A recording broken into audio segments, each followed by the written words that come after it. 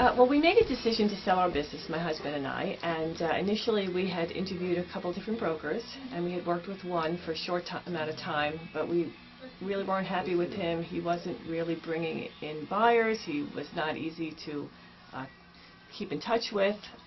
We just didn't have a good feeling with him. So when that expired, we had a recommendation from a friend to try Anthony from New York Business Brokers, and we met with him, and my husband and I both felt very comfortable with him. He was very genuine, sincere. He seemed to really know his business. He had a good strategic plan that we could use. Sounded like would work well, and so we listed with him, and we had a lot of activity on the store. He advertised in a lot of different venues, which worked out really well, gave a lot of good exposure to us. And it took some time, several months, maybe less than a year, but some time, which we knew going in. It does take some time. You have to find the right buyer. It's very specific, every business in and of itself.